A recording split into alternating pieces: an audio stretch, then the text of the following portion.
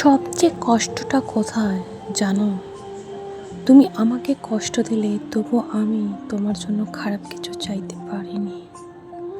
আজও প্রার্থনা করি তুমি ভালো থাকো, অথচ নিজের ভালো থাকা কথাটা ভাবতে গিয়ে বুকটা হু হু করে ওঠে।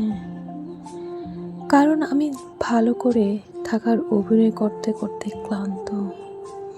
আমি ঠিক আছি, এই মিথ্যাটা বলতে বলতে নিজের কাছেই অপরাধী হয়ে গেছি।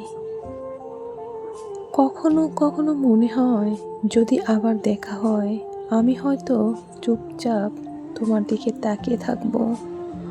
কোনো রাগ থাকবে না, কোনো চিৎকার থাকবে না, শুধু চোখ দুটো ভিজে উঠবে।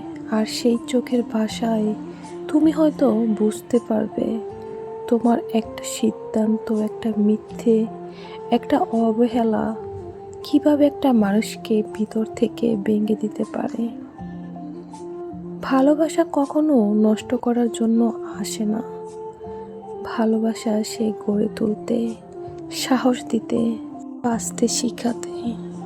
কিন্তু যখন সেই ভালোবাসাই প্রতারণায় রূপ নেয়, তখন মানুষ বেঁচে থেকেও ভিতর থেকে মরে যায়। আমি হয়তো তেমনই এক জীবন্ত লাশ হয়ে গেছি।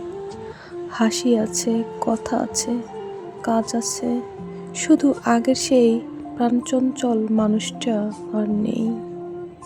যদি কোনোদিন দেখা হয় আমি শুধু জানতে চাইব, আমি কি সত্যি এতটাই অযোগ্য ছিলাম, নাকি তোমার ভালোবাসাটাই ছিল মিথ্যে? সেই একটা প্রশ্নের উত্তর হয়তো আমার সারা জীবনের অশান্তি একটু হলেও কমিয়ে দেবে।